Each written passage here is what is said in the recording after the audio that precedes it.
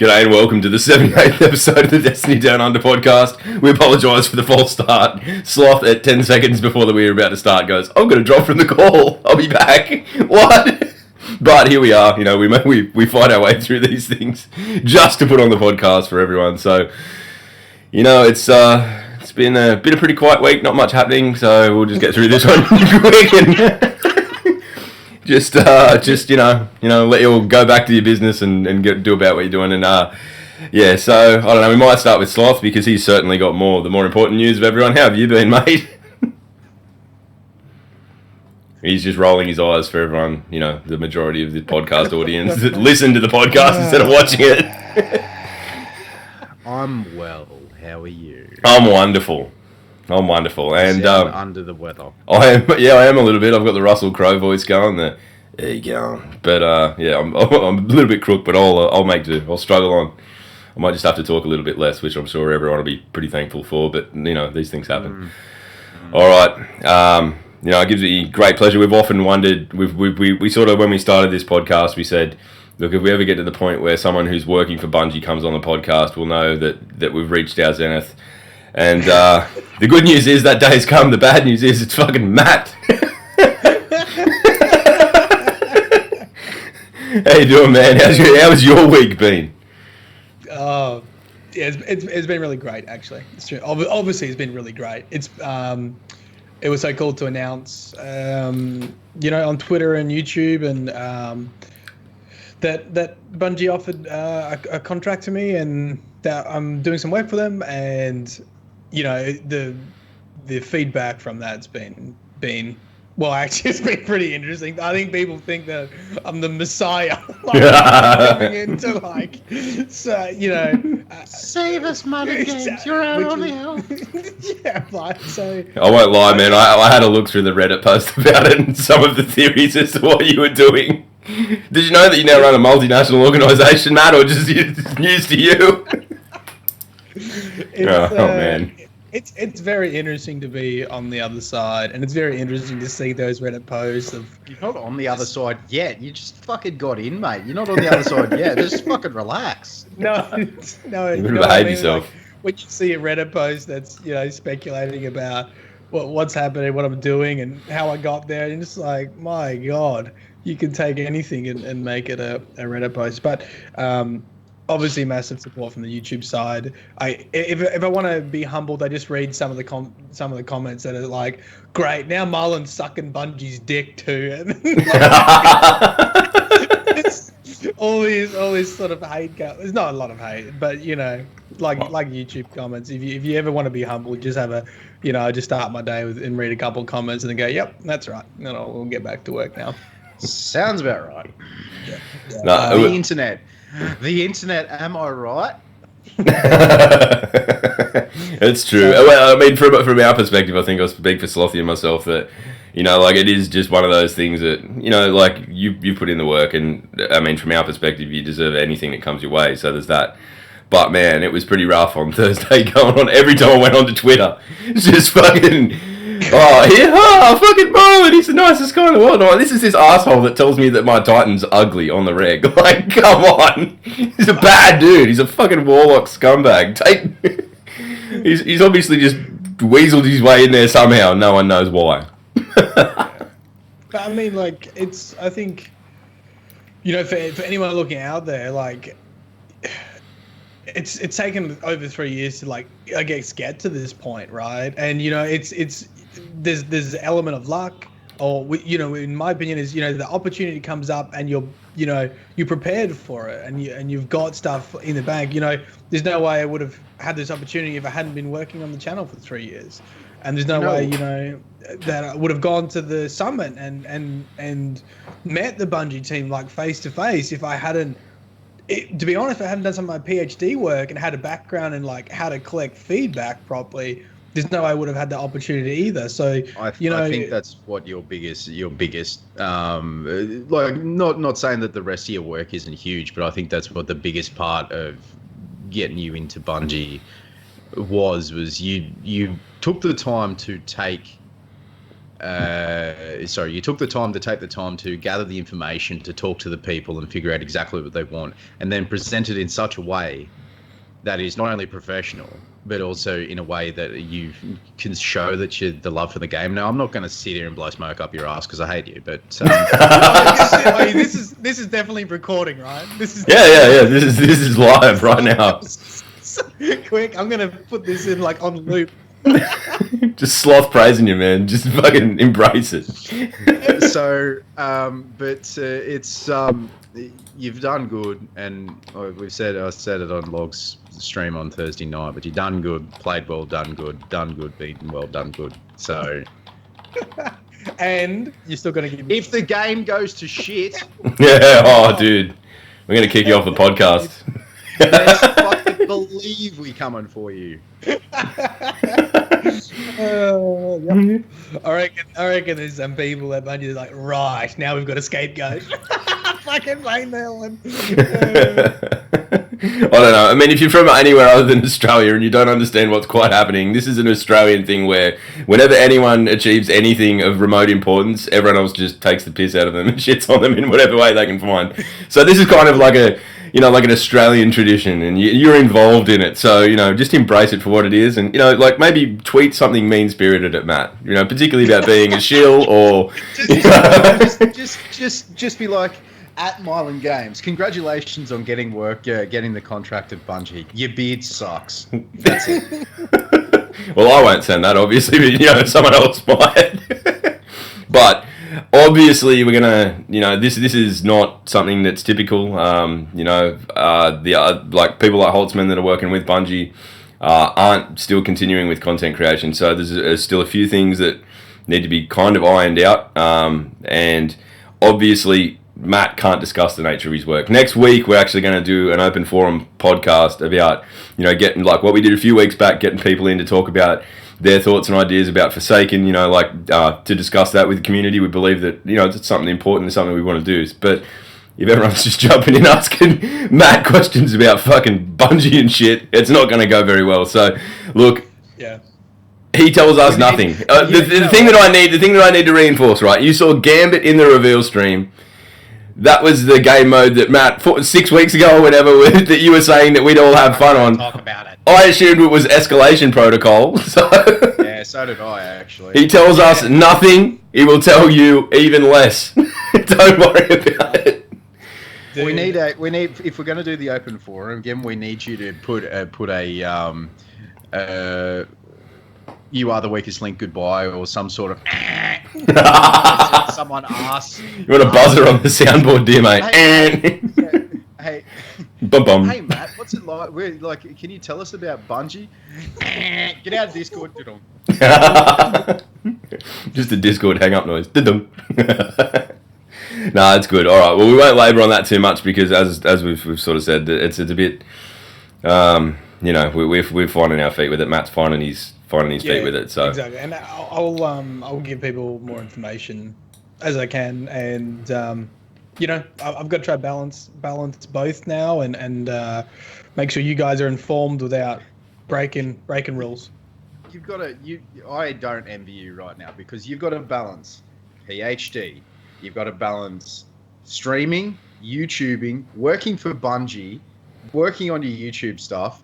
Also, fucking this every Saturday podcast, and then also having enough time to make sure that you don't go single, that sort of thing.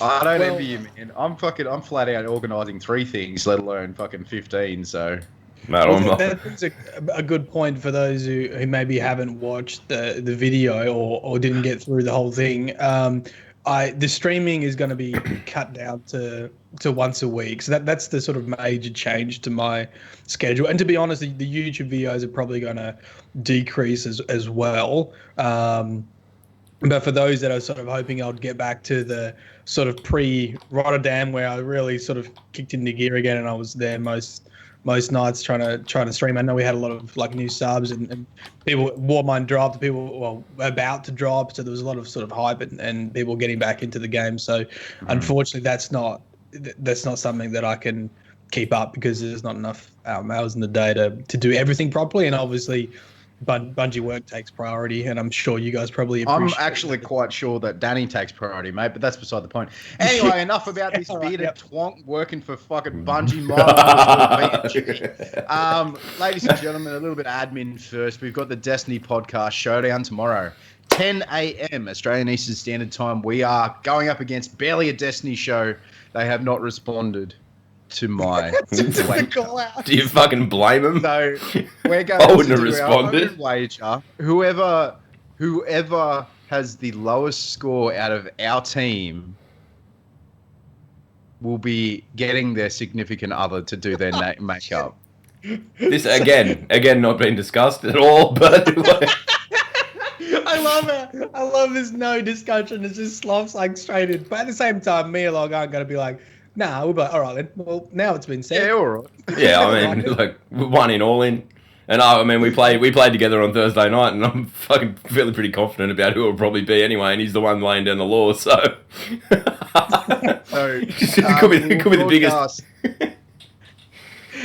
They're going to enjoy doing my makeup, trust. Yeah, I know. We will be broadcasting live right here on the DDU, twitch.tv/Destiny Down Under. Matt, I'm not sure if you're going to go live, but I think if we discuss it a little bit, we might individually, like Log will be streaming here, and then we'll be streaming personally. It will be restreamed onto twitch.tv/Grenades and Horseshoes with a shoutcast done by who, Log? I think it's rotating through, but I know Fallout, and I'm not sure whether Bones is doing Bones. You know, everyone knows Bones. I'm not sure whether Bones is doing a bit or not, but they're going to like commentate. Trust me. What time again? Can you tell me what time again? It'll be 8 a.m. for you, Matt.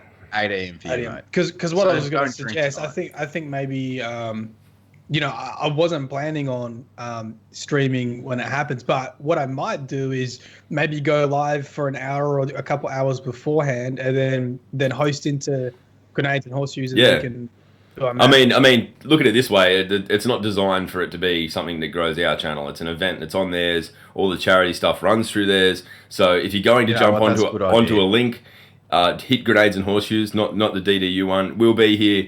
I'll set up a redirect in our stream. I mean, we're going to be on theirs anyway, so it makes no difference to us. But that's the purpose of it. We're streaming so that they can then restream it. So, if you want to come in and be biased and just talk to us, then sure, come and hang out in the DDU chat. But like the main party will be going on over at Grenades and Horseshoes. And honestly, I'm really just excited to see this sort of whole thing go down, because I think there's so much scope for. I mean, they put out a thing at the Grey Ghost put out a little thing about information about your podcast and what you do and all that sort of stuff, and for the shoutcasters, so that they've got something to call out. And the things I put in that are just absolutely absurd. So if they read even half of them out, if they can even get half of them out without. And you are giving me grief. You are giving me grief about not talking. It's all just charity. jokes. It's for it's charity. all just jokes.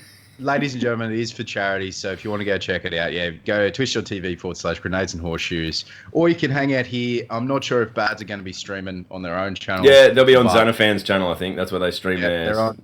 He's in chat, so if you can confirm, man, that'd be awesome. But that's the plan. That's the plan. It's going to be a lot of laughs. I mean, I have no real great hope of getting past the first round, but we'll put on a good show irrespective. So there we go. We're not sweaty. Anyway, ladies and gentlemen, even though this week was very quiet, according to Log, we have seen. Okay, so Xanafan will be streaming. That is twitch.tv/Xanafan, ZANIFAN711. We will post that in the links down below. 7-Eleven. For the. Yeah. Are you just a big fan of the chain, or Are you really going to throw shit talking in right now? All right. Anyway, what else have I got? Destiny 2 of Forsaken. No, let's cover off on all of the shit that's actually happening right now. Because once we get Forsaken, once we hit that up, we're never coming back. So we might as well. So, let's do the faction rally right now in full swing. Don't skip between don't quick travel. Just stay where you are. Do public events and then do lost sectors, and wear your armor if you can. That's it. And there's people that are at level 50 that obviously haven't slept in 3 days. So good luck to you if you've got your catalyst.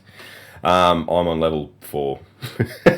Well, look, I think the faction round, I don't know about you guys, I've just been really, there's so many lost sectors that I just never been in, ever. And I'm like, And it's you call kind of yourself cool in Lorehead? You fucking sacked. Get out. it's and the renown I think is a great system. Like, it's tough if you're not pairing it with an exotic like Crimson, or if you're not pairing it with a healing rift, like you're gonna lose renown. There's so many times that I've died. I'm like, oh my god, I don't realize how often I die in Destiny. But when they put like a consequence for dying, like, I don't know, it's so much more enjoyable. Like, it just makes that experience so much more enjoyable. Getting those stacks, going into a lost sector, taking in the boss, and like being like, don't die. How am I going to approach this problem to not do it? It's going to be it has been a little bit rough. Like when you're at 5 stacks and you don't have a Crimson. I was in a fight team with 2 lovely young ladies, and neither of them had a Crimson. It was just like we did a public event, and we were at 4 stacks. That was probably a mistake, but we did a public event at 4 stacks, and it was just like we all died several times because it was like the whole, you do less damage to them, they do more damage to you, and your health regeneration is severely hampered. 0. Like, it just severely hampered. Like, it's rough, man. It's rough, and I like that. It makes things difficult. I'm sure there's some smart. I'm not even going to pull punches. I'm sure there's some smart ass out there who's decided to fucking figure out a way how to glitch the system or anything like that. But you know what? Even if you don't hit 50, it doesn't really matter. As long as you're having fun grinding it, go for it. You know what I mean? Yeah. Like, it's good fun. What they've done with the renown system on the revised rally is it's good. I think it makes it something unique. I know as well. What do you mean? Like every day you do so you can do like strikes to get extra renown, or you do like a planet extra renown type situation. It's actually kind of cool. Yeah, and I think as they develop, the faction war as it is, and the rewards for the faction rally, and what that looks like. I think this is just sort of the first step to making it feel like you want to go and do that, and you want to go represent your faction, and that there's a nice crispy reward at the end of it, and you want to get into it. And this just makes like the grinding rewarding. Like this morning, because I haven't been playing a lot since Warmind, I still had like Sleeper Simulant quest, I still had like the Nascent Dawn quest to do, and I had faction rally, and I was just like hopping between things and like ticking stuff off all my to-do list, and it was like fucking felt so good to be able to do that. I was like, oh yeah, there's an escalation protocol. I need to do 7 waves. I'm going to do this 1 wave. And then I got some stacks, and I went into a lost sector, and then I got some tokens, and then I was like, okay, I need to do a sleeper node. Oh, there's a sleeper node. I'll get that on the way through. Like, it fucking felt like D1, where I was like, okay, I log in, and these are the things I want to get done. Like, and it was really enjoyable.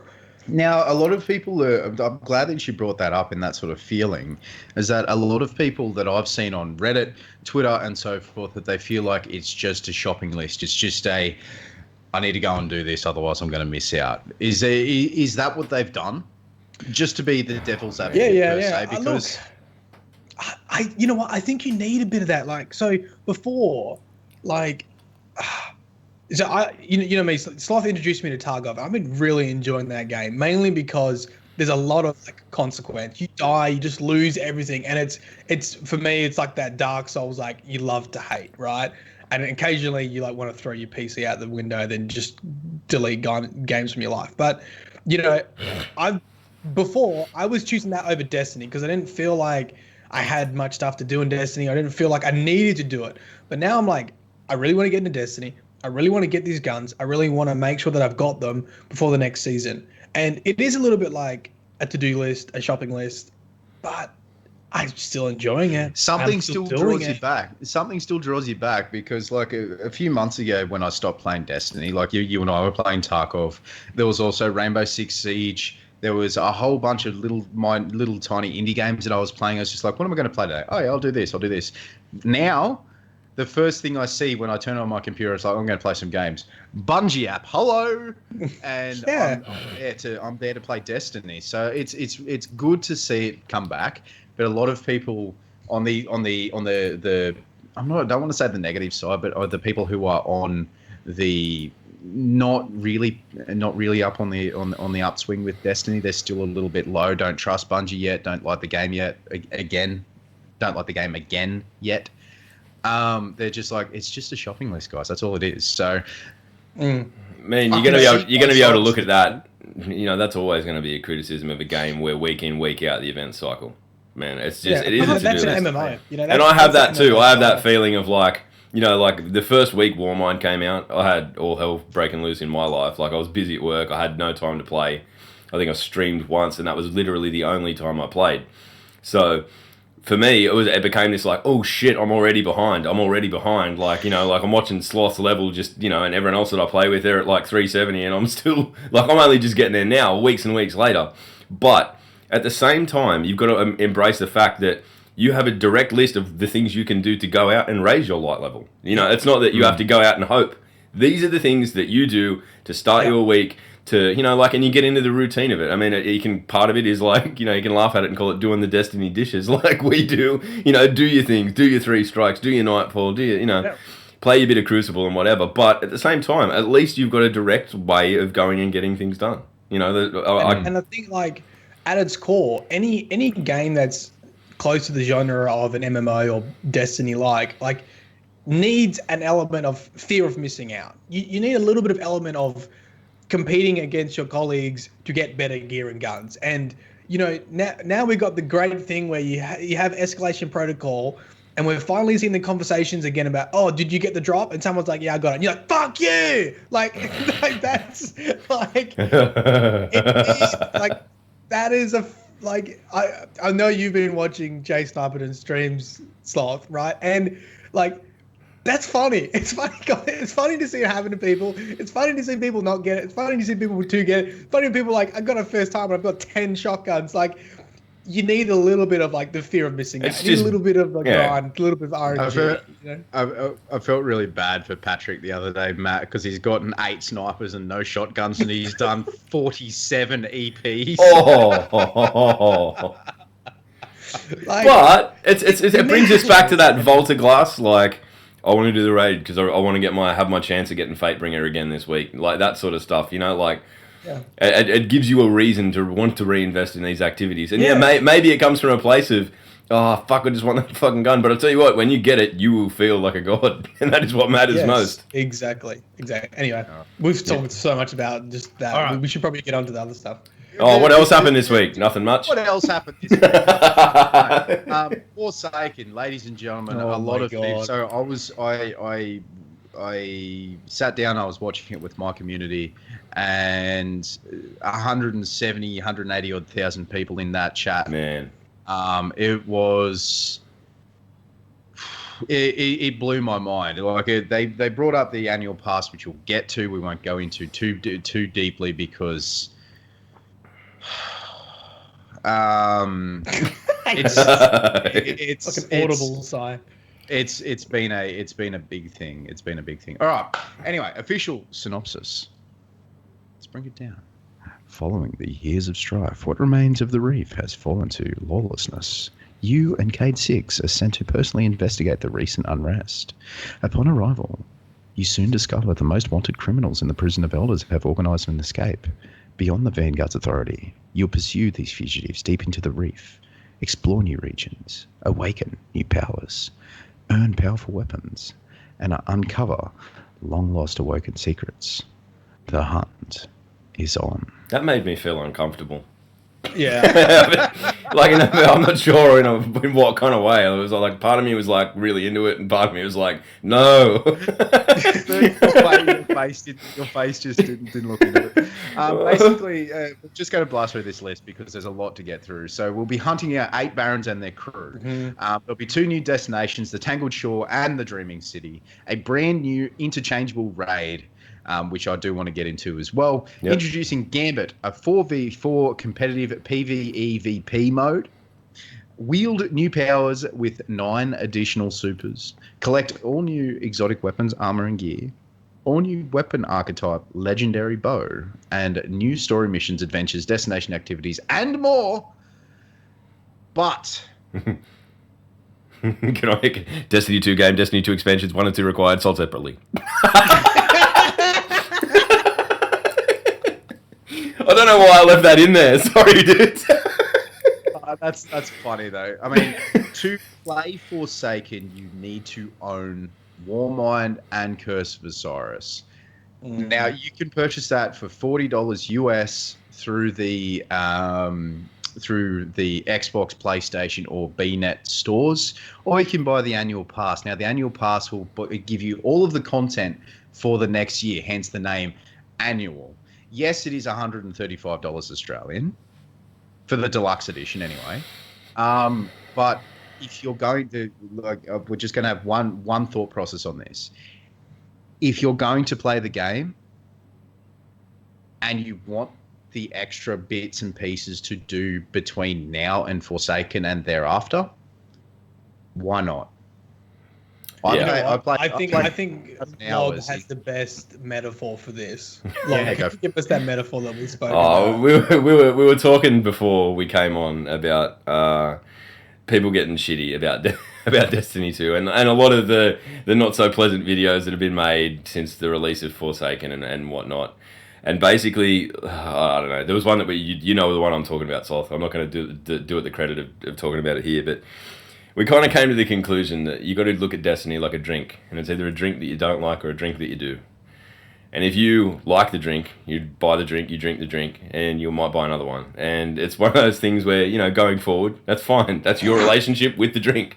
But if you buy a drink and you do not like the drink, you probably should not then expect free drinks from that drink company for the rest of your life for no apparent reason. So it does seem like a long bow to draw. I mean, I don't, Coke, full strength Coke makes my teeth feel funny. I don't really like it, but I'm not angling to get a lifetime supply of it. A, because I die with diabetes, and B, because I don't really like it. I don't want to just go and do the things you want to do. But I think for a hobbyist, for us, I mean, it's a no-brainer. I know that other people's perception of value and what they are willing to spend money on, especially after feeling, jilted and out of whack with D2 and not really enjoying it on the level that they enjoy D1, that's fine. No one's rushing you. No one's twisting your arm to buy this sort of stuff. If you want to wait, that's fine. And if you're like us and you are, I'm all aboard the hype train.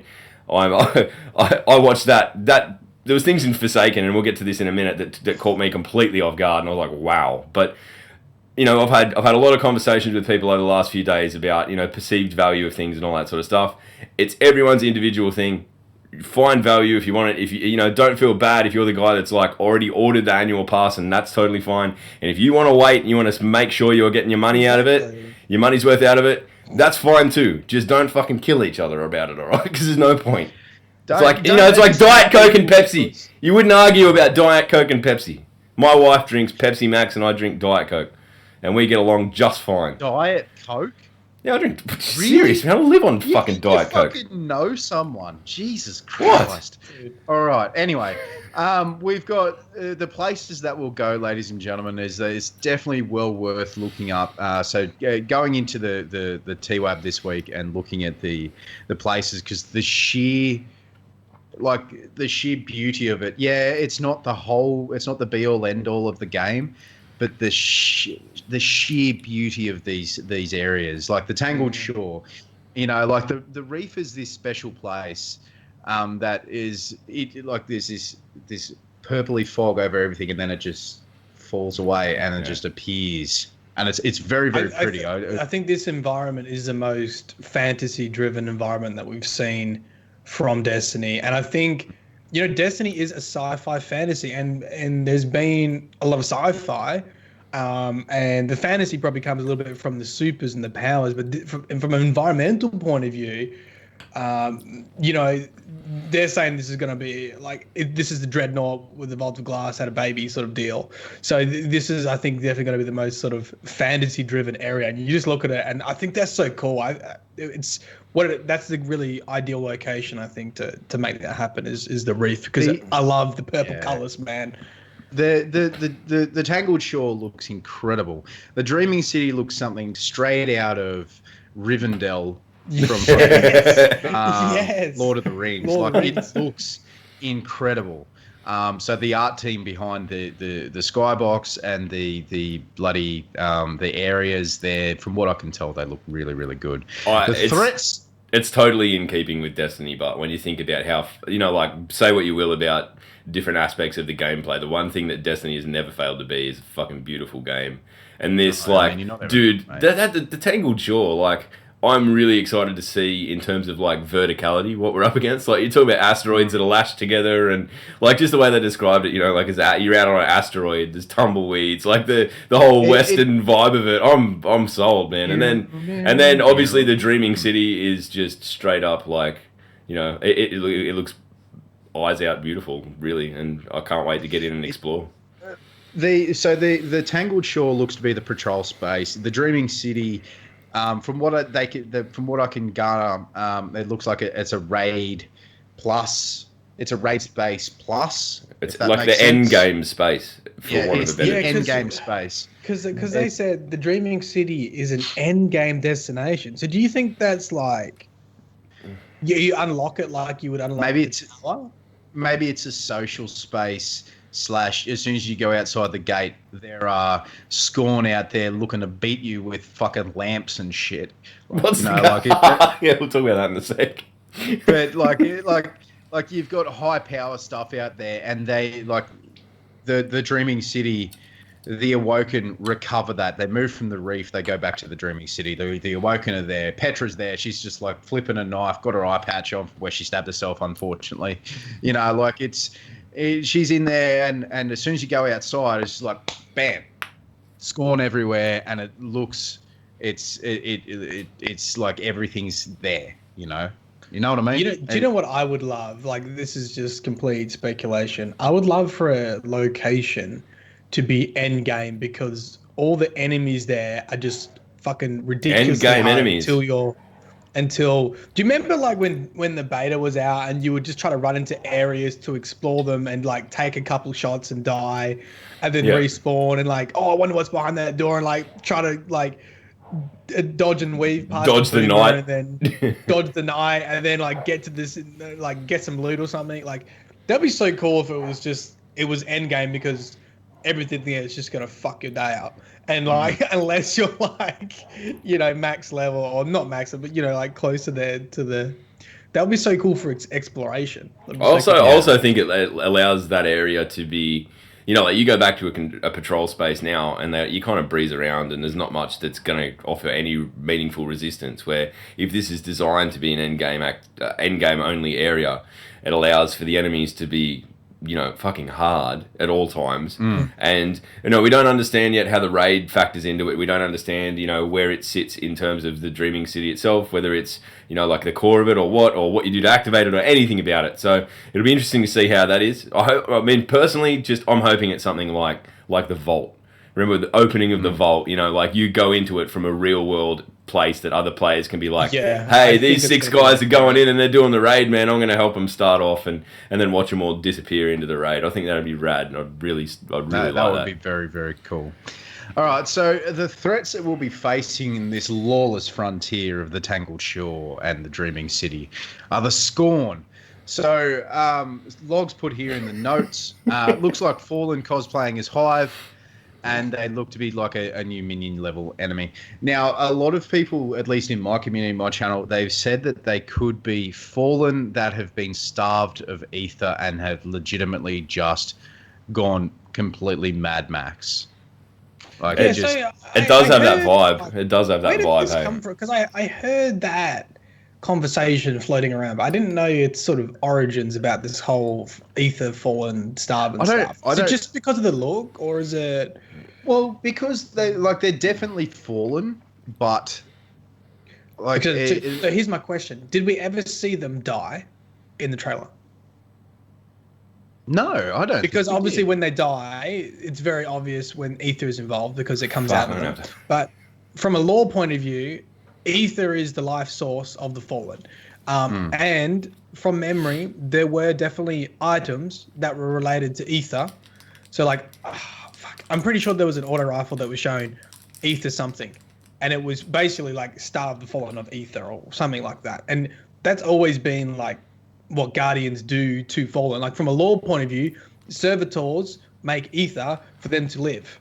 And the fallen bypassed that to some extent with Siva when they got Siva involved. So it's possible that they could find a replacement, I think, because I'm pretty sure they made synthetic ether with Siva from memory, and there was an item about that in Rise of Iron. So they could replace it with something else maybe, but from a lore point of view, typically they need ether to live.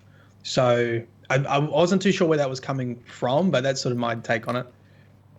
We do not conform to the Geneva Conventions in the future. I kind of like. I mean, I legitimately thought, like, at first glance, until I like got my hands on some photos and zoomed in, like that there was some kind of fucking shenanigans going on between the Hive and the Fallen, and that there'd been some kind of intergalactic swingers party we didn't get an invite to. But looking at them now, they're quite. They're quite clearly fallen, but they've got that whole Mad Max vibe going on. And for me, I think it's more going to be the way they are and the way they look is that they've been isolated in a prison in their own. You know, like the prison isn't. Yes. They're all separated prison. It's kind of this lawless friggin' area. You know, even when we've been in there, it's been these zones where there's just full of enemies, and they've reformed their. Political structures and things like that, and chain of command, all about these barons who are obviously the eight most powerful or evil or wicked friggin' dudes that are in there, and they get out and they're scorned sin under them somehow. So I love the aesthetic of it. I think, you know, like, I've always kind of, in a way, felt a little bit bad about killing the Fallen, given, like, once you know their history, like, they just want the Traveller back, man. They're just butthurt that it left. And we just... friends. Yeah, and they're like, you know, like, they'd be... you kind of do get the impression, you know, like, and everyone's spoken about it. Are we ever going to get to work with the Fallen? Like, there's a very reminiscent sort of thing there between that and the elites of Halo, so... For me, I think I'm really excited to just get in and kill these dudes because they look evil. So, you know, I'm not going to feel bad about it at all. The cool thing, right? So, look, when I went to the summit and I wrote that big Reddit post about the things that, you know, that I spoke with the story team about, right? Two of those things was depth and tone. And both of those things were acknowledged heavily on the live stream and in the promotional material. All the guys were like, the tone is dark. The tone is grit. The tone is different, right? So I would expect to see a darker story in Forsaken. And they're using this sort of Wild West theme to help with that. And I'm really excited, because we spoke about this before, I'm really excited to see a dark theme with Cade mixed in, because he will provide opportunity to juxtapose some humor. Hopefully the humor is not overdone, but to see a serious side of Cade in something like Forsaken would be an amazing sort of storytelling experience. And I think, you know, they got the message, right? And no, this is not from the summit. I can 100% say that they already knew that they stuffed up the tone of Curse of Osiris. The tone was not right. And they 100% already knew that, and obviously started taking steps to change the tone of DLCs. And I think we'll probably see what they started to change in Forsaken, like from a tone point of view and storytelling point of view. And the other big enemy that was revealed in the trailer was the Barons, the biggest and baddest of the PoE bad guys of the bad, defined personalities which will feed into the game encounters. So these dudes look like big frickin' fallen, like Kells.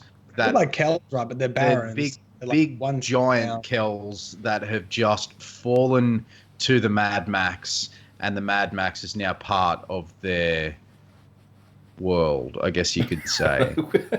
get Well, of it, I suppose. the interesting thing about this, right, is it's obviously very intentional that they're called barons, because they can't be Kells, because if they were Kells, that would mean one would rule them, because the Kell would be the leader. So it sort of gives a little bit of insight to how the prison worked, that there was no, well, as far as we know, there was no Kell. Now, the Kell might be in the raid, or the Kell might be elsewhere, but it seems like the explorable area, we're going to hit the lieutenants, which is cool, right? This is going to have a very like Taken King feel, where you kill all the, in King's Fall, you kill all the lieutenants and then you kill the bad dude himself. So I expect if they do have a leader, we might see like a prison of elders Kell that's been leading them. Yeah, and then there's like Anon Pig. I saw this from Anon Pig, so I apologise if it wasn't him that figured it out. But there's 8 barons, 8 locations. 8 locations where? What do you mean? Well, planets and stuff. 8 planetary locations, Matthew. Oh. Oh, you reckon they won't all be in their one space? Right,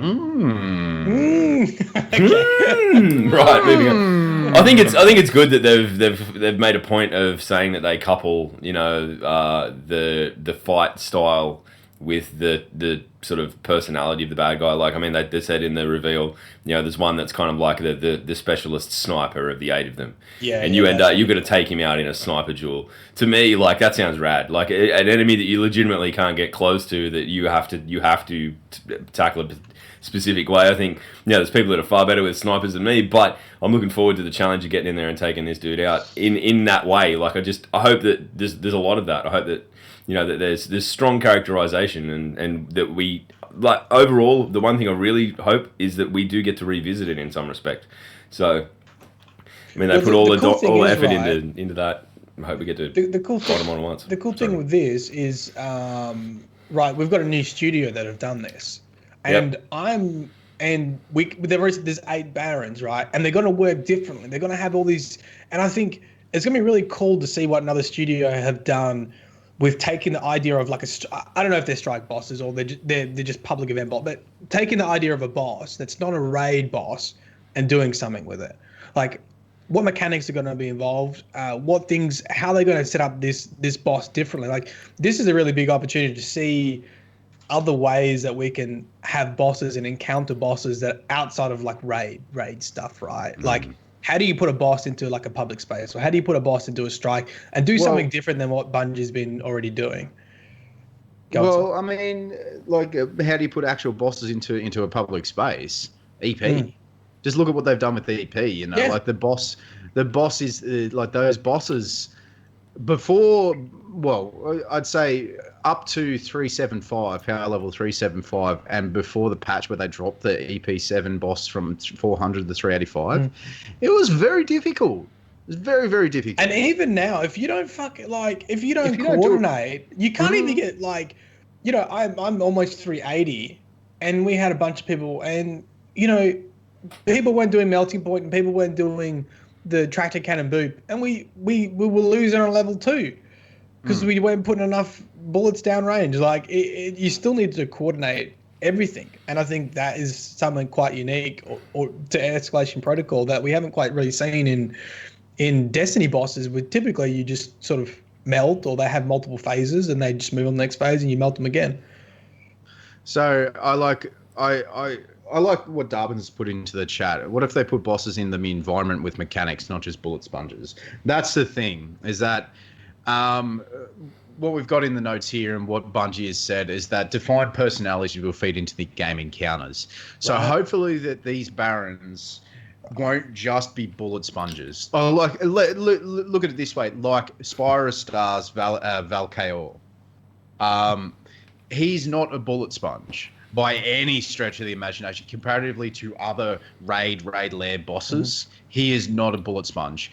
There is a lot of mechanics that you need to get down to damage him, but you also have to worry about ad control. You have to worry about who's got the greed, who's got the lust, or whatever the fuck it's called. Like, it's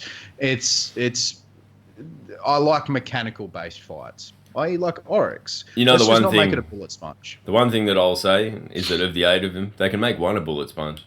Like, just make him look like he's a bullet sponge.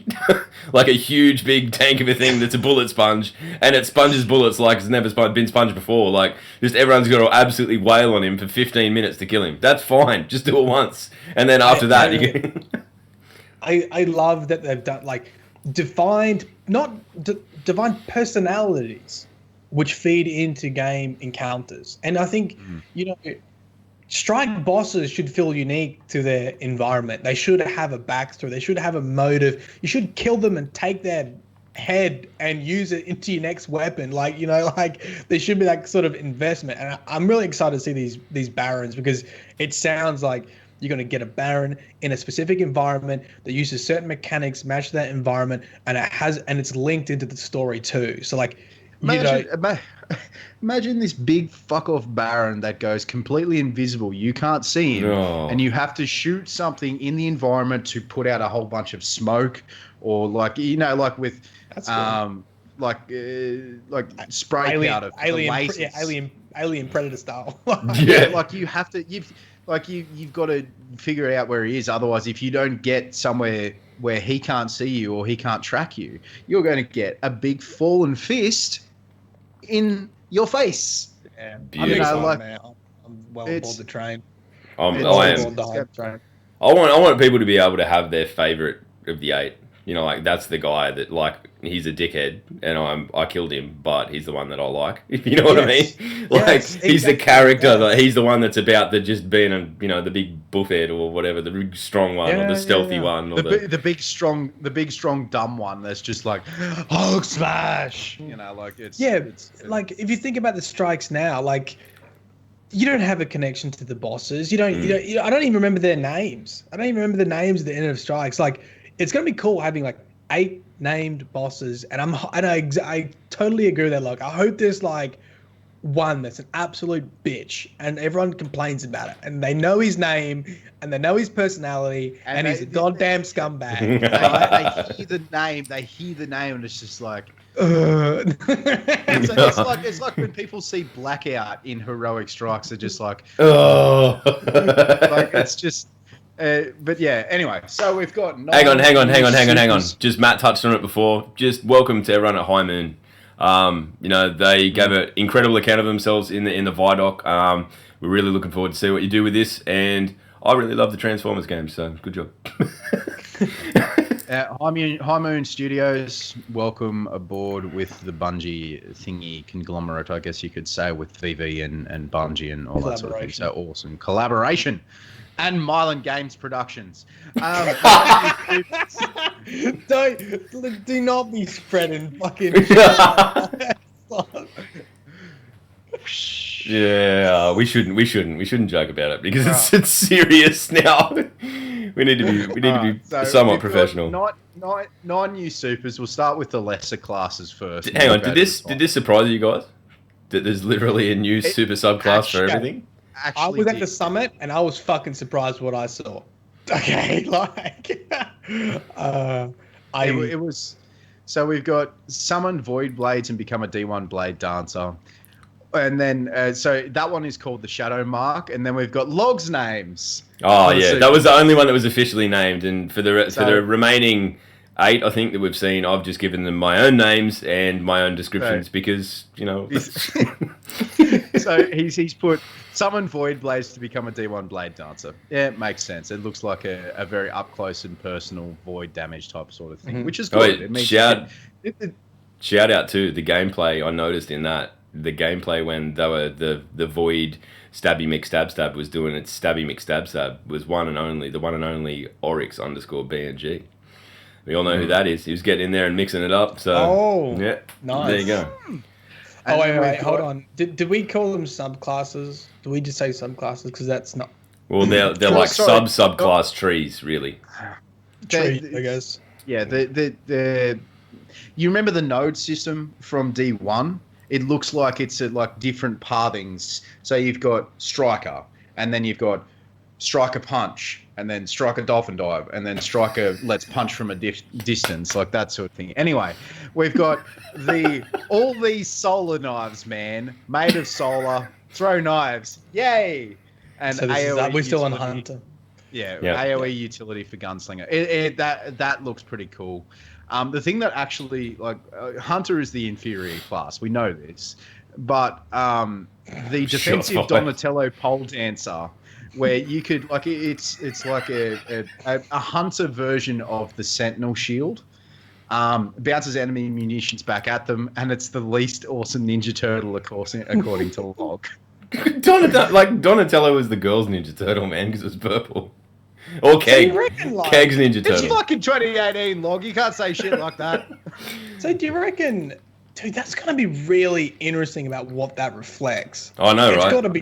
It's got to be projectiles only, right? Do you reckon this is like the swords? Do you reckon, remember the swords that used to deflect stuff? Yeah, I think so. Otherwise, it's going to be absolute laser fest. But if you can do that and like send a hobgoblin bolt back in its face, please, I just want to see that happen. But then again, like because this is super, they could just make it deflect everything, and I don't think it would be. I don't know, but raids. Imagine like raid bosses throwing down like their ultimate attack and just flicking it back at them. Oh, well, think about, you're facing Callus and he does his big arm cannon to get you off the plate. And you go, no, hang on, buddy. Push, go, fucking throw it back in his face. Oh, you're dead. You're dead. I imagine that they will... But I want them to, like, do that. But I imagine that would break the fucking game pretty hard if you could reflect, like... Shit ton of damage. Boss damage. Well, I don't know, we've only got 200 hit points. Would it break the game? It's like you can only use it every so often, and most raid teams are going to have a mix of everything. You know what I mean? I believe there's a direct quote in that Vidoc from, I'm pretty sure it was Dave Samuel saying, these will break the fucking game. So, good, legitimately good. Oh man! And then we'll move to the scumbag side of the Nah, we got classes. Titans are in the middle. No, Titans. Save the best for last. All right, okay, all right. Void Walker, Nightcrawler, scumbag. Teleports around the place. AoE ability is awkward in social situations. Well, am I wrong? So this is the anime like Void Walker that will basically teleport left, right, and then all of a sudden be in your face. And then do its it does a summon thing from the ground by the look of it, where it's like a big AoE. Like yeah. And then you've got the Stormcaller Super Hadouken scumbag. Unleashes a massive arc blast. Writes introspective poetry. Reads said poetry at social occasions. So, I mean, this is not Hadouken. This is Kamehameha, man. This is. I couldn't remember. I didn't want to spell it wrong, so I called it Hadouken. I'm older than you, Matt. I'm the Street Fighter generation, not the Dragon Ball Z. Oh my god! Why didn't you just ask me? I would have told you it's a fucking Kamehameha, not a Hadouken, you goob. Hadouken! Fair enough. But, you could change it on the fly. And then we've got the Sunsinger scumbag variant, which we haven't seen as of yet. And then the best class, ladies and gentlemen, the Sunbro Mega Hammer swings massive hanger and swings his massive hanger around, puts a tornado AoE effect out as well. That just looks cool. Look, do you think that Hunter's got a raw deal with how cool their supers are, or do you think we just haven't seen enough of them? I just think they're very huntery, man. They're huntery. Like what a hunter is that. I mean, I know that in practice they're not the fastest, most agile class, but like they in these, they're zipping around with the void knives, or I think having AoE utility to the gunslinger subclass is also pretty important because you'll be able to. It's like, I mean, I'm not sure how it works or the mechanics of it, but it really looks like he throws a handful of knives out, and it's something akin to like a spread out Nova Bomb or whatever. Like I think that they're going to be useful, man. Don't make no mistake about it, and especially that the defensive Donatello or whatever you want to call it. Defensive Donatello pole dancer. I think they're cool. Like they're cool, but they're just not cool in like the Titan way of just this is a huge fucking hammer. Cool, right? Yeah. We'll have to see. We'll have to wait and see. And then we've got the Dolphin Diving Striker, which appears to be a fist having upside down and longer range. Yeah, listen, I think when I first saw it, I've only seen the Vidoc twice, but the Striker Titan, what was the helmet that gave you like death from above? No, death from above. I can't remember the one that gave you death from above, but it's basically you can skull fort. Yeah, you can aim and have aftershocks and all that sort of thing. So that looks like that could be coming back as well. So I'm actually quite excited. I'm quite sure it was insurmountable skull fort. Yeah, I thought that was the Daft Punk disco one. Yeah, that is the Daft Punk disco one. No, it's the other one. It's the one that's got the little things that gave you that. Anyway. And then the Sentinel variant, which we don't know, we haven't seen it and all that sort of thing. I don't think anyone has seen the Sentinel variant, including people at the summit. I hope it's just not like a bubble again. Well, I think that's the one that needs a bigger shake-up, because I think the bubble is so underutilized and I don't know, what you guys play Sentinel? I mean, it's mainly PvP, right? Sentinel. Yeah, I mean, I actually really enjoy playing Sentinel in PvE. I don't know why. Yeah. I just like the fact that I've got a shield. I don't think people use Sentinel as what Bungie wanted Sentinel to be used. You can deflect and move forward. You can protect your fire team and move forward. They can fire from around the shield and then pop back in if they're getting hit. Like if it's front on damage. That's what I imagined Bungie imagining the Sentinel shield to be doing. A bit more coordination and all that sort of thing. Like if someone is just constantly at you, like a big boss or something like that is just at you, and you could gather behind this, and then when they stop shooting at you, you drop the shield, throw a fucking couple of shields around, be Captain America for a wee tad, and then go back to protecting your team. Helm of Inmost Light. Thank you. Yeah, thank you, Darvins. I was doing my head in thinking about it. But I actually really enjoy Sentinel, so I'm kind of excited to see what they bring. I am kind of excited to see what they bring. Maybe a roaming bubble. That'd be nice. That'd be cool. I mean, it'd be broken as fuck, but it'd be cool. Do you remember in D1 days when the original trailer had the roaming bubble? Remember that? Oh yeah. That, I mean, that's something else, right? Like if you could only walk slowly or something. Just Bubble Boy, man, just walking around with it around them the whole time. Just zorbing. Just zorbing down a hill. You roll around in your bubble. Oh, dude, I don't know. Like, what are you most excited to actually get your hands on out of this list, Matt? You're a Warlock scumbag these days. Which of the scumbag variants do you think appeals to you most? Do you want to be the Naruto or do you want to be Goku? That is fair. Look, I think it's Goku basically, because I imagine the Void Walker Nightcrawler scumbag Naruto is probably more PvP orientated. I imagine that's closer distance. I reckon you're right. Yeah. And Stormcaller Super Hadouken scumbag is going to be interesting to see how much damage you can put out with this laser beam. Like it looks to me like the first time I saw it, I was just like, "That's Moira from Overwatch." Like that's exactly what it is. It's like Moira from Overwatch. That's it. But it really depends on how much damage you can do over time and whether there's any lasting, like let's say aftershocks or an initial damage blast like landfall or something like that. So I just want to see 6 of them. I want to see 6 Warlocks activate at the same time. No one wants to see 6 Warlocks congregating anyway. Yeah, I've heard that if 5 of them do it at the same time, you summon fucking Voltron. It's true. Just imagine you Sunbros with your Titan Hammer throwing 6 tornadoes of fiery hell.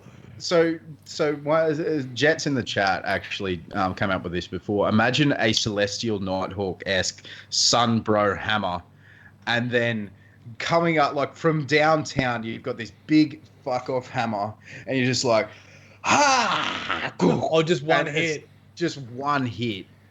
That was. You need to practice your Dave Samuels, man. That was not animated enough. You seen the remix that's doing the rounds on the net this morning of just? Oh, dude, I just retweeted that. It's one of those things. As a kind of musical person, I'm like, man, why the fuck didn't I think to do that? That is amazing. So good. He is a treasure. Every time they do a Vidoc and he is in it, it's a fucking cracking Vidoc. He should be directing them or something. He's just excited about the game. Anyway, so we've got more detail. The things that we will be discussing in more detail in coming weeks/months is that Gambit is to be showcased at E3. So, Matt, now that it is not redacted, well, it sort of is. I got another email saying I'm not allowed to even give my impressions until after E3, but I already told you these guys as soon as they came the podcast in the US. I came into that podcast after the summit, and I said to you two, there's a new game mode. We're gonna have so much fucking fun with it. It's gonna blow your mind, man. And then we weren't allowed to talk about it, and you guys thought I was talking about EP, but what I was talking about is Gambit, and ton of fun. Yeah. You have to wait until I can give more specifics. We won't pest you. Yeah, we won't press you on it at all. But I think that it just harkens to everything that makes Destiny great. Like you're sitting in an area, there's the other team over there, you can taunt and do all your emotes and carry on, and then, then it's on, you're worried about the PvE side of it, and then if you win, you get the opportunity to go over and fuck their shit up a little bit. I think it's going to be fun, man. It's going to be really fun. I can explain the sort of process, actually, because they revealed that already in the trailer of how it works. So, basically, you've got two parallel activities occurring. You've got a team of 4 on each side. You've got enemies and you've got yourself.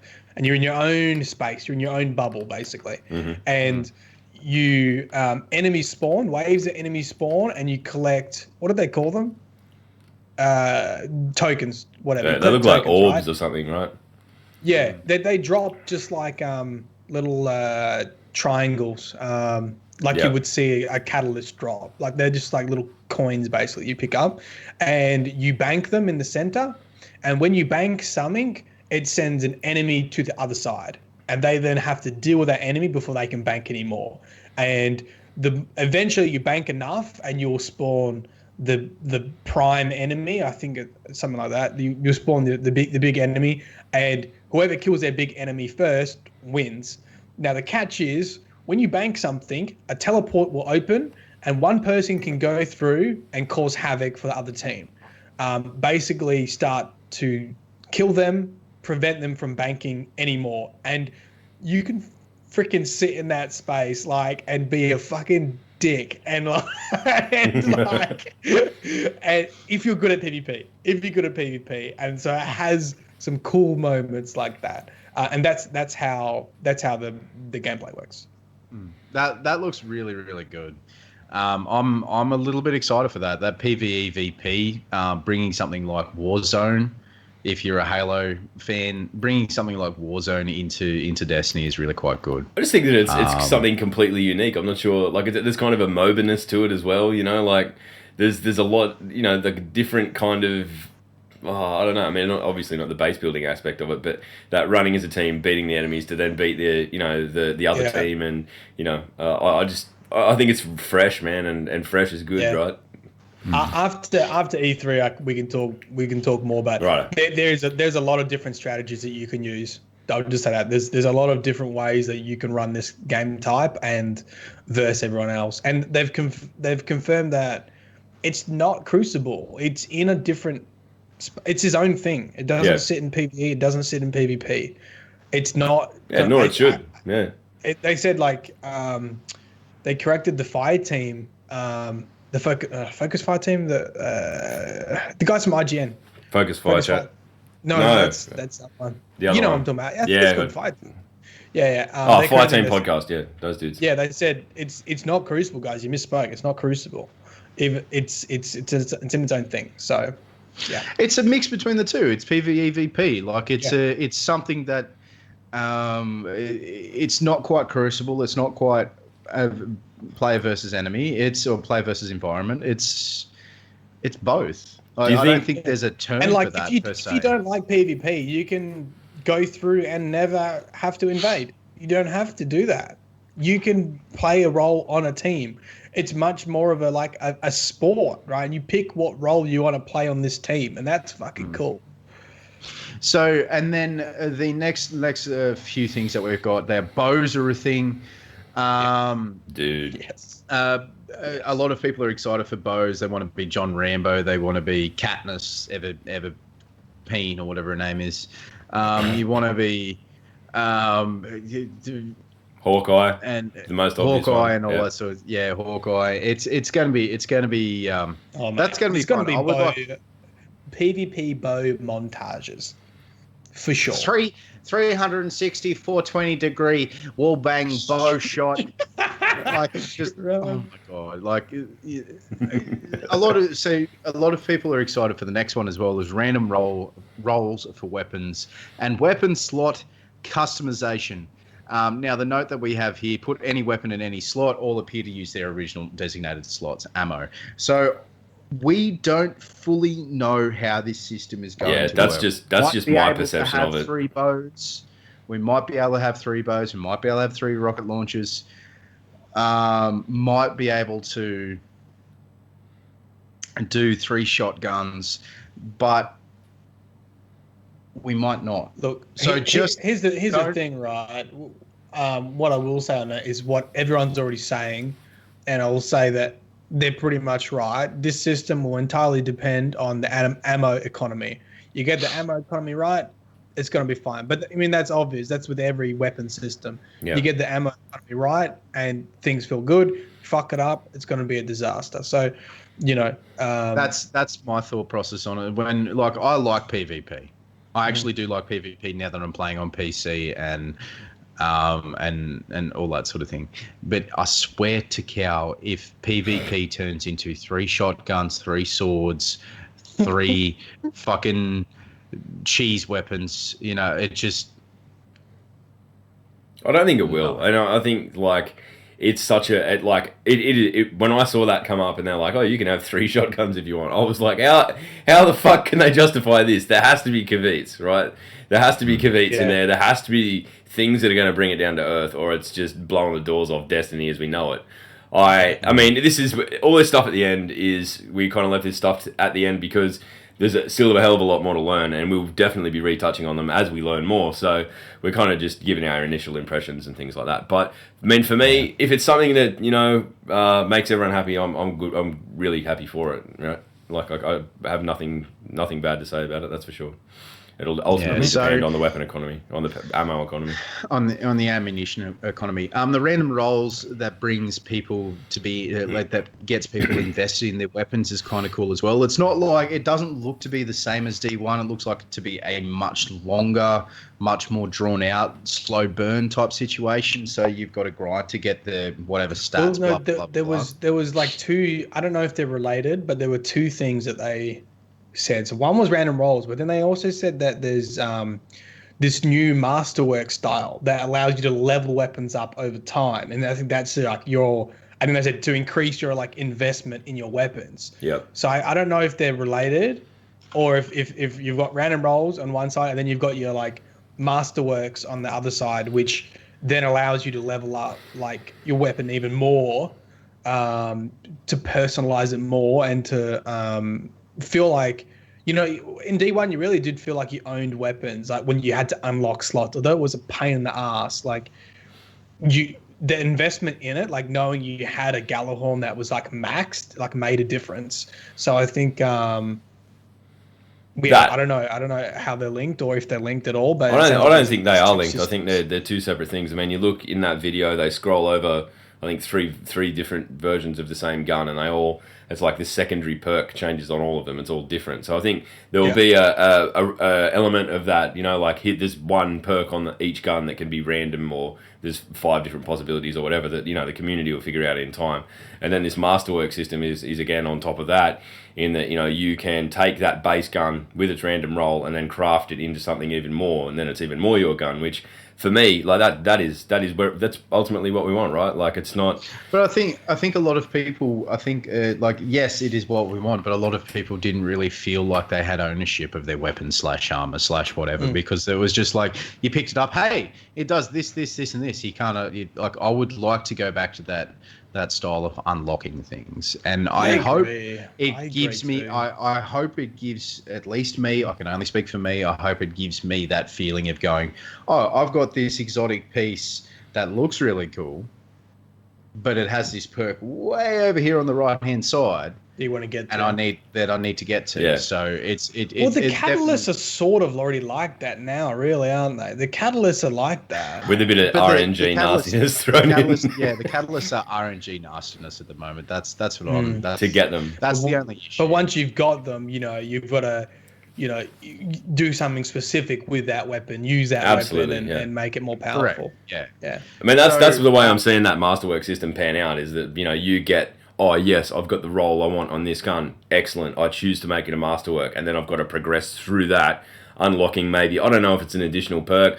I don't know if it's just a little buff to stats, whatever, but you're going to do it because then it's, it's your gun and it's as good as it can possibly be with the roll you want on it, and, put your shader on it and happy days. I think it can add a lot, and a lot of depth, and a lot of that sense of ownership that we, all agree has been lacking since D1.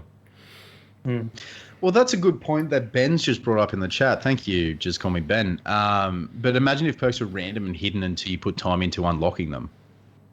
Oh. Yeah.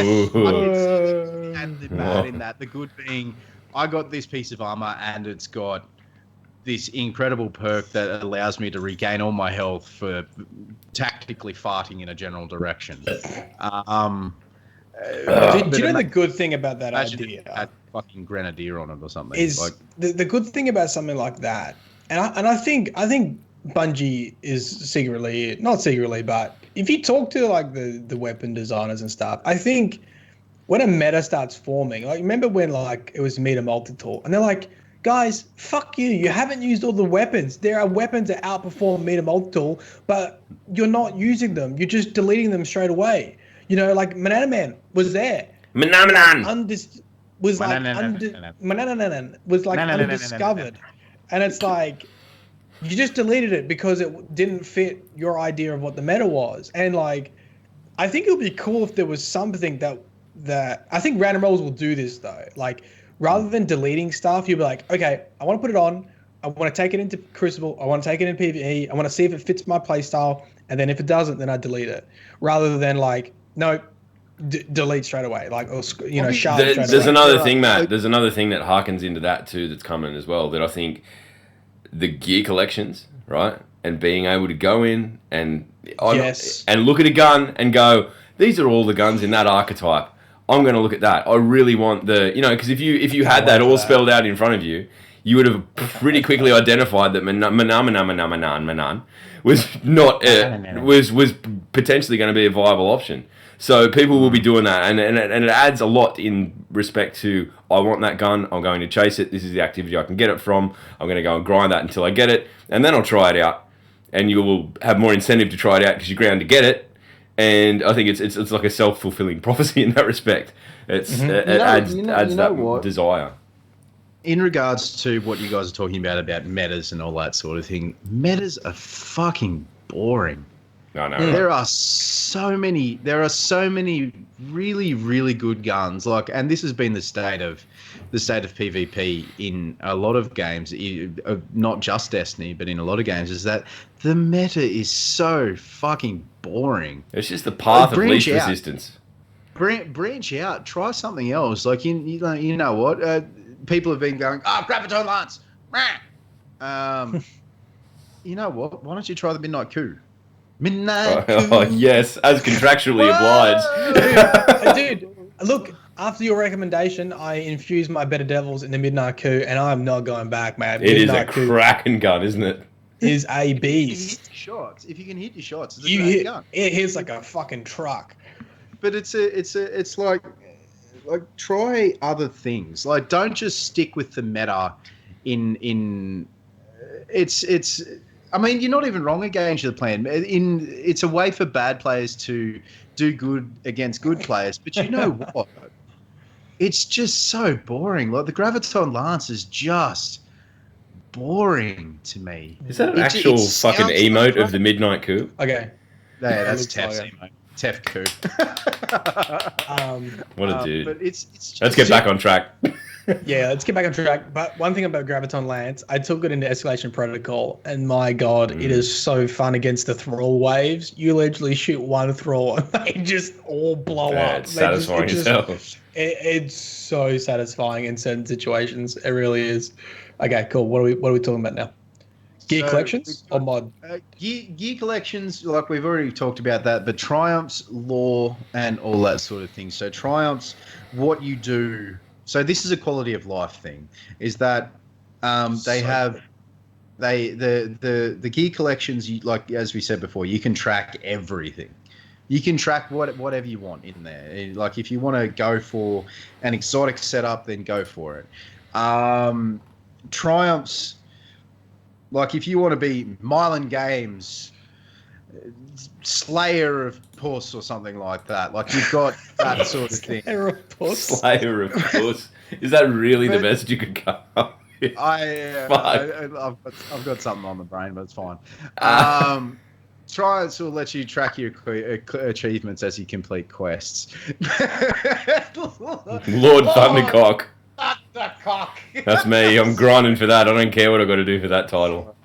It's no, it's like legitimately like you can like if you have been grinding for like if you want to do solo Exodus Black with minus 50 prestige levels and you've got the fucking worst burns on ever and you get it done, it's just like the craziest motherfucker in the history of Destiny because he soloed Exodus Black with all of these burns on and did it in under 3 hours without breaking 16 controllers. Seems a bit cumbersome to be a title, but at the same time, if that's what it means, but like, then yeah. you like if that's what like if you have done something, you have done something that is absolutely incredible, or if you just love the title of it, hey, you can be Log Power Slave Lord Thundercock, that sort of thing. Yeah. I just want people to imagine this, right?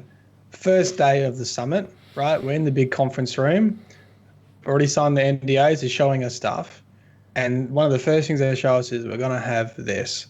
And what does our little Melon Games see? Is that a lore section there? Yes, there is. All your lore is now in game in a fucking library-like area that you can access at any point. And then at that point, I realized it's gonna be good.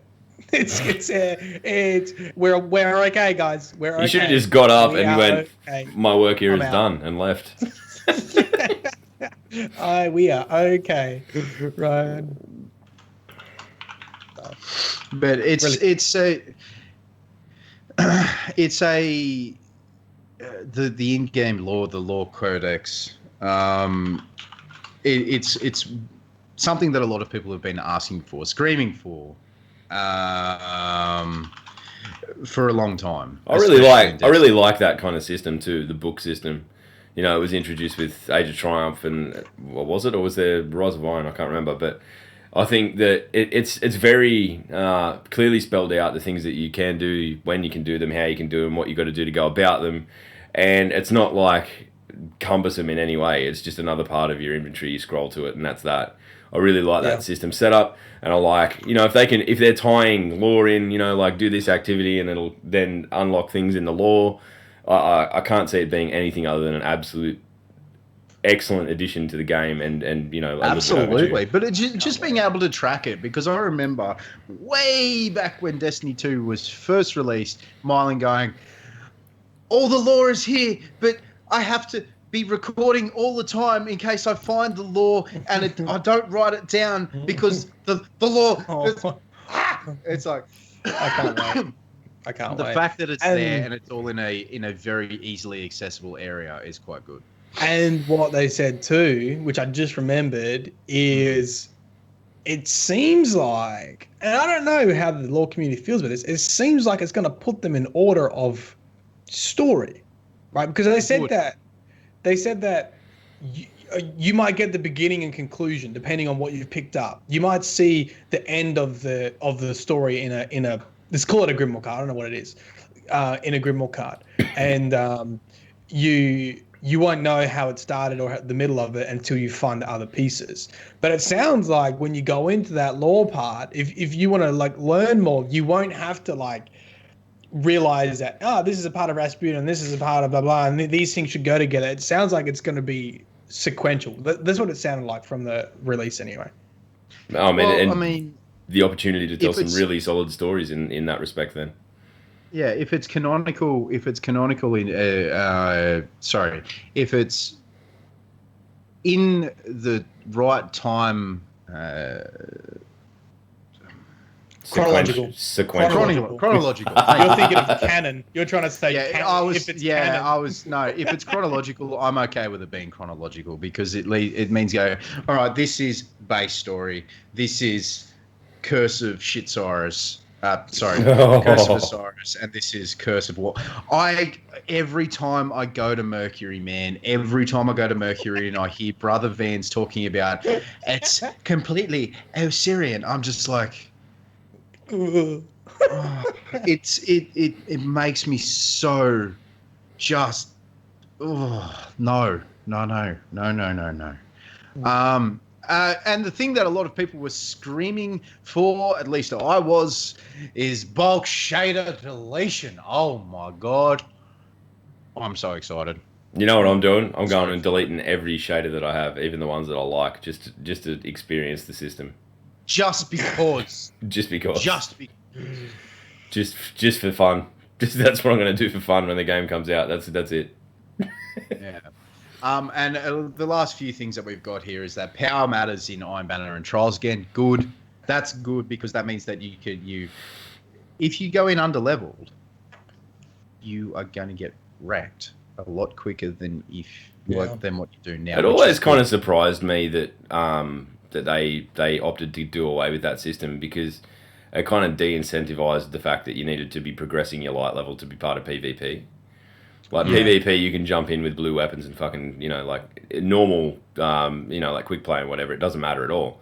Where when it rocked around to Iron Banner in D1, you needed to be on point. You needed to be leveling up your shit to still be in there and, making sure that you're within that light level range to be effective.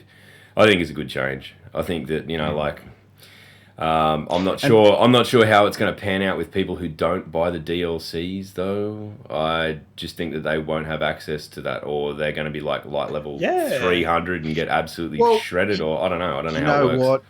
You know what? It's year 2. If you want to play the game, buy the shit. If you don't want to play the game, don't buy the shit. Hey, you want a can of drink? Buy the can of drink. We've all come back around. We've come back around. Is that we all put X amount of hours into D1. I'm going to give you my stats here. I've like 3,000 or 4,000 hours into D1, $400. Price point is subjective, but I am going to play it, so I'm going to buy it. Yeah, I think it's an interesting thing that I'm just thinking like a wider audience like. Wouldn't they be better off like not having to have like Osiris and Warmind to get into Forsaken? Like I'm just thinking of like kids and younger audience. Like imagine I don't know how that pitch to mum and dad goes. Like, Mum, I want this new game, but you need to buy what's the rating? What's the rating for D2? It'd be T for teen. What is the ESRB rating for D2? It's T for teen. It is T for teen. Yeah. Well, then. Yeah, I suppose. I was going to say if it was M15 plus, then if they're under 15, they should be like. Blood, man. That's why there's no blood. I mean, I do see because what do they do in World of Warcraft, Sloth, when you buy an expansion? Well, if you don't buy the expansion, you don't get access to the new content. No. I mean, like, do you have to buy all the previous expansions to access the latest expansion? Yes, absolutely. You have to own the base game to get Warlords of Draenor. Sorry, you have to own the base game and then all of the DLC up to Warlords of Draenor, and then I think it's something of Azeroth now, if I remember correctly. It's where's Chook when you need him? You have to own the whole lot to play the new content. Okay. That's so there's a bit of a precedent set for it in that respect. I'm going to open chat up now. So if you've got any questions you want to ask or comments you want to make, fire away. We'll finish talking about what we're talking about, but we'll keep an eye on that too. At the end of the day, like people, the thing that's really like this week has been a very long, very fucking arduous, very frustrating week in regards to people just being negative. And yeah, that's on me for looking at those negative comments and putting out a few tweets in that respect. Hi YouTube.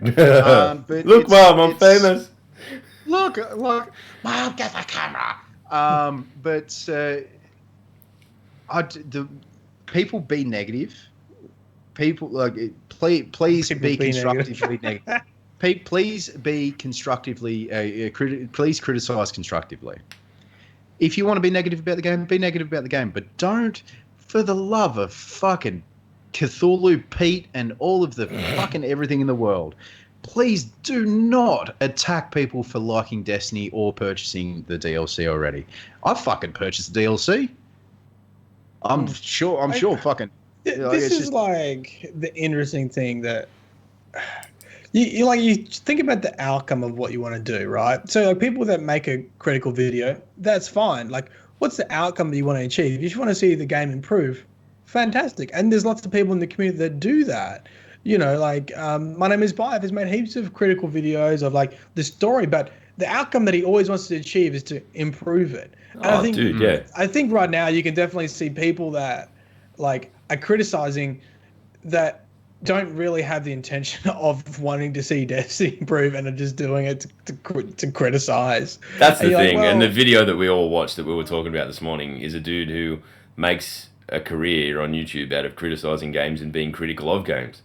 And basically all that is achieving is telling a guy who doesn't play Destiny 2, telling other people who don't play Destiny 2 not to play Destiny 2, and it's just a fucking stupid echo chamber that achieves nothing. Where, like, I totally agree, critique is important. Don't, for a second, make the mistake of thinking that our attitude towards negativity is not to be critical, because you know what?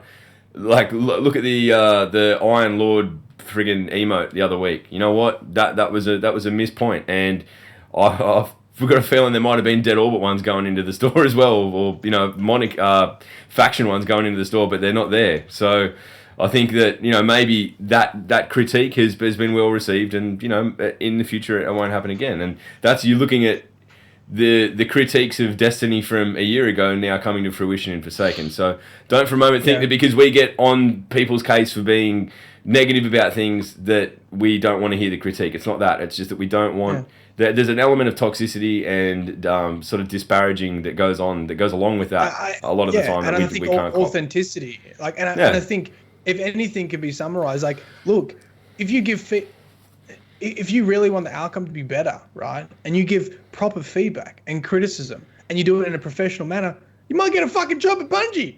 Like, and then you'll be in a position to actually make changes eventually, whatever. You know, like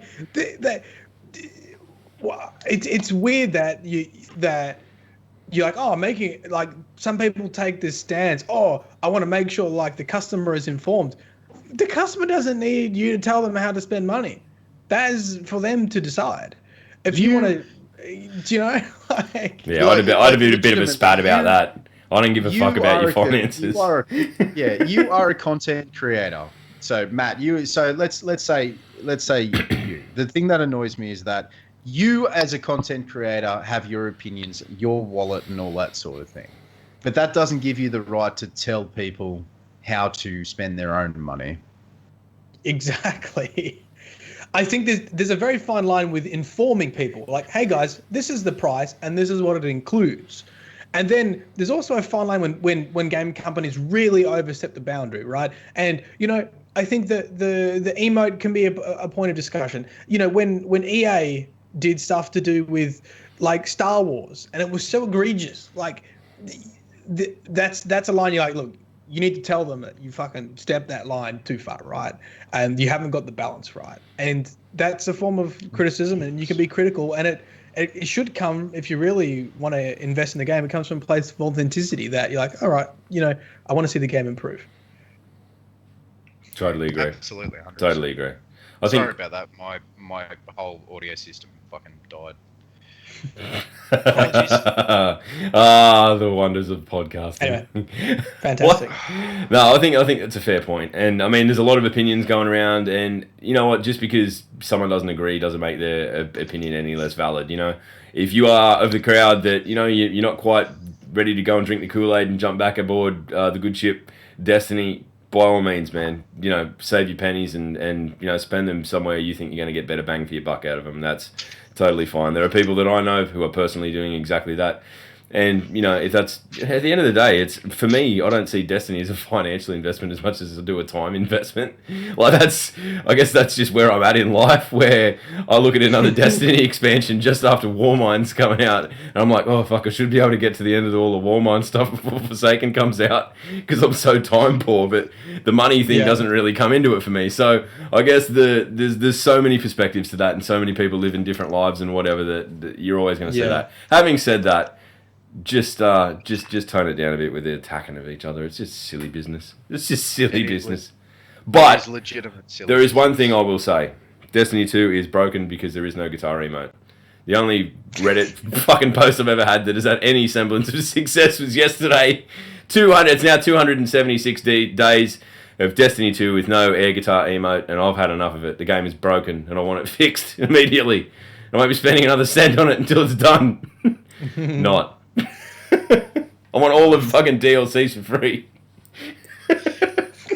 I'm gonna fucking stab you with a rusty spoon. I know. All right, Ronaldo in the chat asks, which class and subclass are you guys going to start playing with first in Forsaken, I assume? Man, I'm going that Titan Hammer. I'm hoping that we have to do missions to unlock them, though. I hope we get that TTK treatment of go and seek out the Church of the Mega fucking Hammer dudes. Totally canon. The Church of the Mega Hammer dudes. Yeah, exactly. That's what they're called. I know a dude who works at Bungie. He told me. I'll be. Shut up. My friend works at Bungie.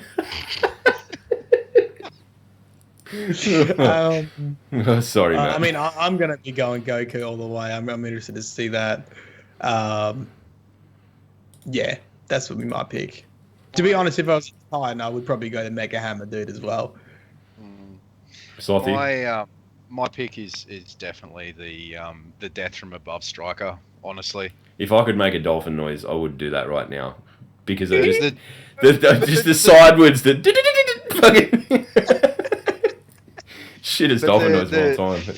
The Death from Above striker. I've just missed that. I've missed that. I've missed being a fucking a fist of death that comes from outer space and will hone in on you like, motherfucker, I'm coming for that booty. Like, like I missed that. I can't wait to see all the glitches that all the fucking weird spots people get into flying across the It's true. Yeah, because I guess that's the all the spaces that exist thus far weren't factoring that in when they were made, right? No, they just get uber broken for all your speed runs. People just fucking see the Titans fly across the map straight to the end boss. Spawn the end boss.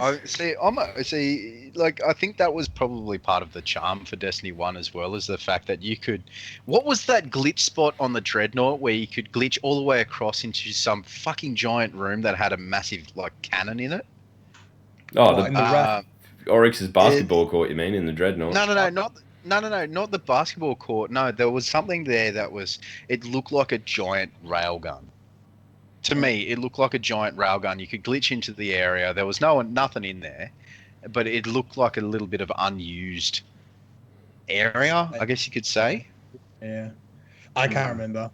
Yeah, I don't think I ever did it. Well, I mean, when I glitched into a lot of areas in D1 because I wanted to see how the PlayStation side had it, and then I realised all the PlayStation sides sucked, so I kept doing Xbox things. Like it was... I realised that with Undying Mind, when I'm like, oh, it's not fair, they get an extra strike, and then we got it, and I'm like, take it back, I don't want it in the rotation.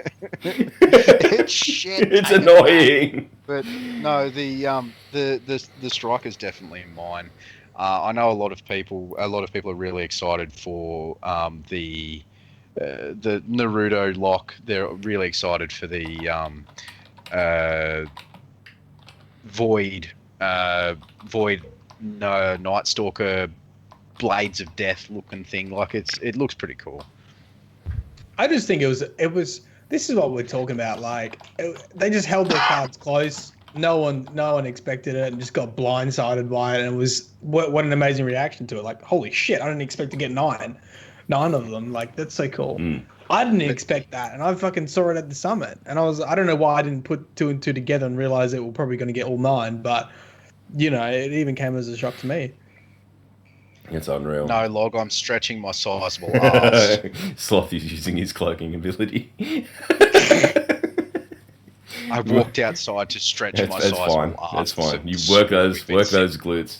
Work those glutes. I do. Engage the plan. So in terms of triumphs, what do we have any confirmation on what kind of things we can do to get them?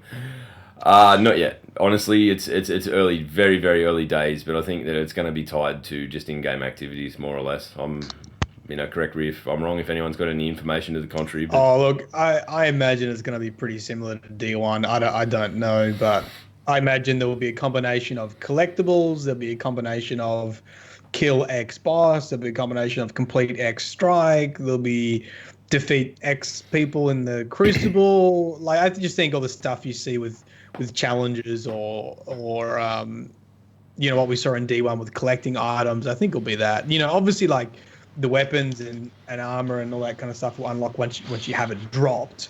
But I imagine there'll be, in-game completion stuff, everything you can think of to drop stuff. Yeah, absolutely. 100%. Like, it's just... Slothy, the real loud hiss just come through with you switching your thing over. Yeah, it's the fucking Skype app. God damn it, Skype! Fucking Skype. Anyway. Sorry about that. That's fine. As long as we know what it is. It's just Skype being Skype. Sorry about that. Listen, I think a lot of people are excited for it, and the final thoughts is that I think a lot of people are excited for Destiny 2. I think for the direction that they're going.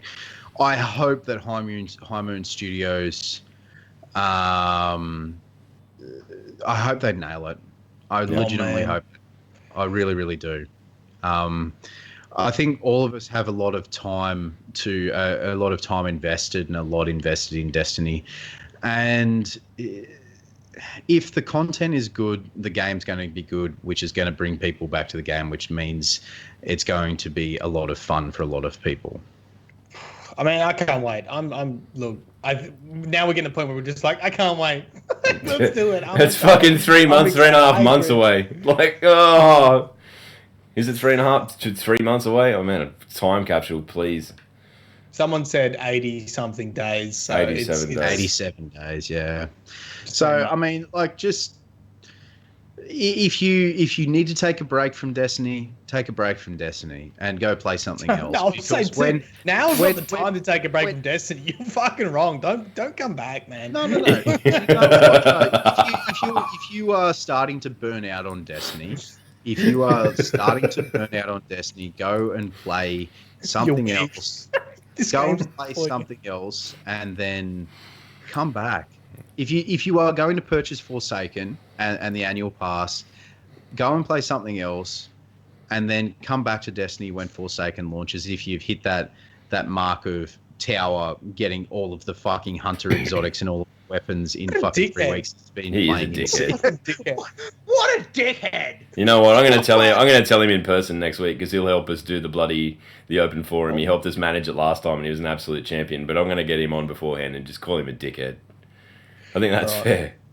Should wrap up. I think it's a wrap. I think we've talked ourselves to a standstill as we do each week. But dudes, it is good to be getting this kind of news, right? Like, it has been a fucking huge week for one of us, especially personally, but for the community as a whole. There are some, and there's people that I expected to be a little bit more fucking angry about the way things were and the way things are headed that are just happy and positive again. So if we can all get back to that, man, it's going to be a fucking we're back. Can we do something in celebration, a little bit silly, a little bit fun to end the podcast on? What are we going to do? It's not fucking makeup, is it? Because that seems to be a theme lately. No, I just think it'll be funny to recreate what happened on the live stream, which was everyone just spamming saved. in the chat. I think as we go out to the music, I feel like we can. Yeah. We'll find someone to host. And you can jump in and smash the word saved into their stream too. So we'll do that. Oh, our Lord and Saviour is among us. He walks among us. Ladies and gentlemen, it's, again, you don't have to be positive about the game, but for goodness sake, don't attack people. Don't attack people. It doesn't be excellent to one another. Bill and Ted's come out 25 years ago. It's not that fucking hard. It doesn't take much to be excellent to each other. Like, Saved. It really doesn't. But guys, thank you so very, very much for watching. Thank you for being part of the podcast. If you are watching on YouTube, please consider hitting that subscribe button and make sure you've hit the little bell button as well so you know when we upload. The links for all that we've spoken about will be down below. If you listen to it on our audio only platforms, thank you very much for your patronage. It's very, very kind of you.